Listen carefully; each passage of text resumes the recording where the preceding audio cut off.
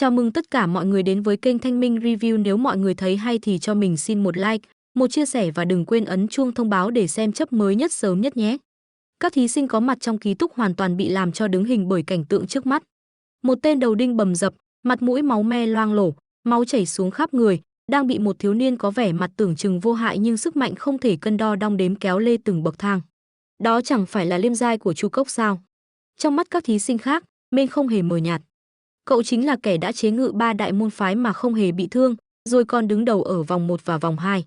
Thế nhưng vì lý do nào đó, tất cả bọn họ đều không biết cậu là ai cả, dù những thành tích nổi bật thì Mênh chẳng thiếu gì.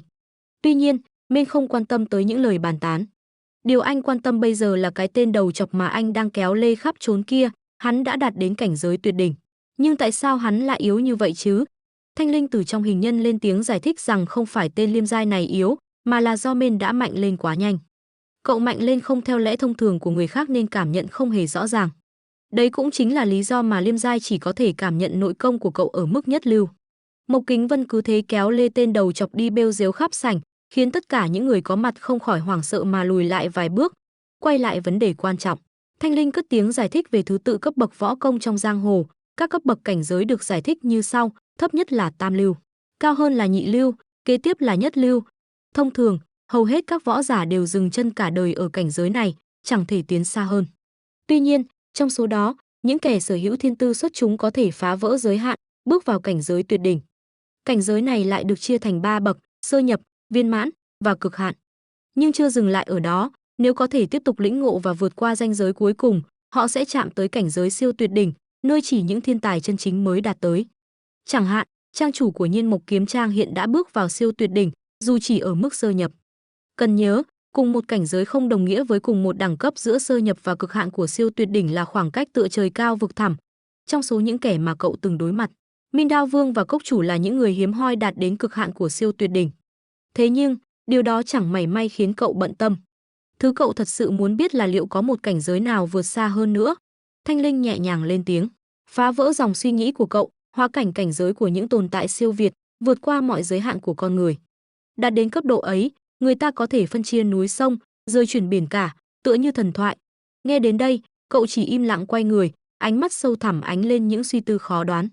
Chẳng ai biết cậu đang toan tính điều gì, nhưng sự tĩnh lặng ấy lại khiến Thanh Linh càng thêm dè chừng. Cô giải thích thêm, liêm giai hiện đang ở bậc viên thục của tuyệt đỉnh, còn cậu thì đã chạm đến cực hạn. Sự khác biệt giữa viên thục và cực hạn chẳng khác nào trời cao vực sâu, đủ để lý giải tại sao cậu lại cảm thấy hắn yếu ớt đến vậy.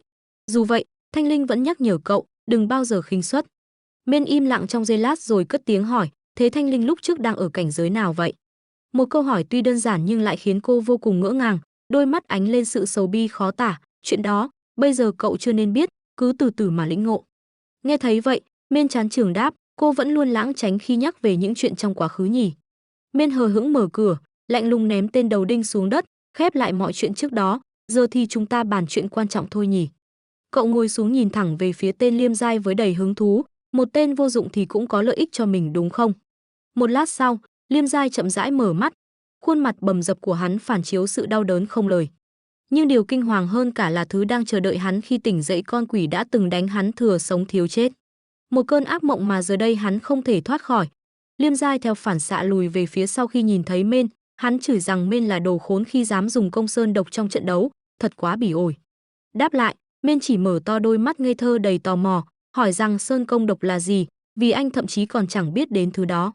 Thanh Linh nhanh chóng phổ biến kiến thức, giải thích rằng công sơn độc là loại độc làm tiêu tán nội công, tương tự như khí tức của Mênh, nên có lẽ liêm giai đã nhầm lẫn. Tuy nhiên, nhìn vẻ mặt ngây thơ của Mênh, liêm giai càng khẳng định anh đang giả vờ. Bất chấp sự giận dữ của liêm giai, Mênh không buồn giải thích mà chuyển sang hỏi rằng hắn nghĩ sao về lời đề nghị trước đó. Liêm giai khựng lại, nhớ ra trong lúc gần mất ý thức, Mênh đã nói sẽ nhận hắn vào nhóm. Hình ảnh tàn bạo của Mênh ùa về trong đầu, khiến hắn nhận ra kẻ trước mặt là loại người tuyệt đối không nên dây vào. Dù lòng tự trọng cao đến đâu, liêm giai vẫn buộc phải chấp nhận sự thật rằng có người mạnh hơn mình. Hắn cắn chặt răng, thốt lên lời từ chối đầy cay đắng, dù có chết, ta cũng không làm. Mênh nghe xong, khuôn mặt thể hiện rõ sự ngạc nhiên, đây là lần đầu tiên mà cậu bị từ chối đề nghị như vậy. Cậu vỗ tay châm biếm, khen liêm giai có ý chí kiên cường không chịu khuất phục, thái độ này càng làm hắn điên tiết. Dù vậy, Mênh vẫn giả vờ tiếc nuối khi mất đi cơ hội có một đồng đội như liêm giai. Phía đối diện, Liêm Giai thì chỉ muốn nhanh chóng rời đi, ở đây càng lâu thì kết cục chẳng mấy tốt đẹp. Nhưng làm gì có chuyện Mên để hắn đi dễ dàng như vậy. Mên giữ chặt vai Liêm Giai, ánh mắt sắc bén, nói rằng hắn đã từ chối lời đề nghị, chẳng lẽ lại có thể dễ dàng rời đi. Liêm Giai biết mình thật sự tiêu đời, cố gắng cứu vãn bằng cách bám vào luật cấm giết chóc. Nhưng Mên chỉ nhếch mép cười, đáp rằng không ai nói sẽ giết hắn. Một luồng khí kỳ lạ xâm nhập cơ thể Liêm Giai, khiến hắn đau đớn, các đường gân nổi lên rõ mồn một. Dù cố gắng chống cự, hắn vẫn không thể thoát khỏi sức mạnh của Mên. Liêm Giai nhanh chóng vận khí hòng thoát khỏi thứ kỳ lạ đang xâm nhập cơ thể mình, nhưng ngay sau đó là một cú đấm giáng thẳng vào bụng khiến hắn ói mửa trong đau đớn. Khi Liêm Giai đang vật lộn với hàng trăm nỗi đau trong cơ thể, Mên bên cạnh chỉ cười nham hiểm và nói: "Nếu lời đề nghị của ta bị từ chối thì ta sẽ đau đớn lắm, nên là ngươi hãy trả một cái giá xứng đáng với lòng tự trọng của mình đi chứ." Dứt lời, hàng chục bàn tay và tử khí nặng nề kéo Liêm Giai xuống vực thẳm của địa ngục. Tất cả những gì hắn chăn chối chỉ là những câu chửi đầy cay cú, ánh mắt như muốn nổ tung vì giận dữ. Mên vẫn đứng đó, nụ cười kéo dài đầy tự mãn và hạnh phúc, nói thật là ác như này mới đã. Trong lúc đó, một cảm giác bất an bất ngờ cắt ngang cuộc vui của Mên.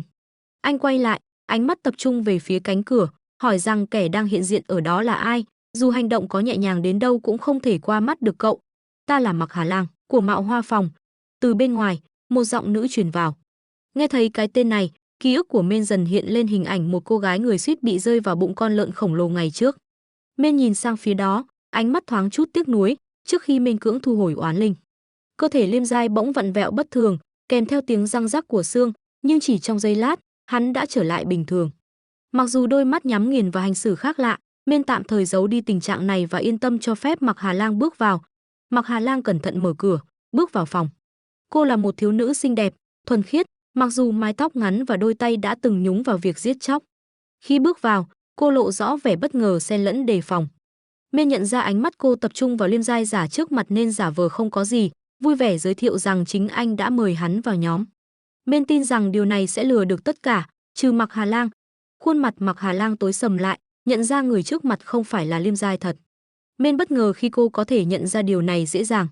Anh nhớ lại lúc trong rừng, Tiểu Hạ từng nói rằng cô gái đó chính là Mặc Hà Lang, người có thể nhìn thấy sự hiện diện của Tiểu Hạ, một oán linh mà đáng lẽ chỉ Mên mới cảm nhận được. Mên mỉm cười, nhưng nụ cười ấy lại tỏa ra sát khí.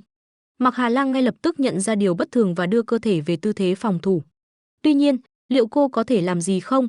Mên siết chặt hình nộm trong tay, xung quanh là những sợi xích sắt chứa đầy ma khí. Ánh mắt anh đã hóa đỏ rực, kích hoạt trạng thái khát máu. Quả nhiên, cô có thể nhìn thấy, nhỉ? Luân hồi địa thế, Cửu Hoàn Đào Nguyên, tất cả dường như đang chờ đợi. Rốt cuộc, kết cục cuối cùng sẽ ra sao? Là sự sống tái sinh hay một vòng luân hồi bất tận? Bí ẩn sẽ được hé lộ trong chương tiếp theo của Quái Lực Loạn Thần. Đừng bỏ lỡ những diễn biến nghẹt thở và cực kỳ hấp dẫn trên kênh Thanh Minh Review nhé!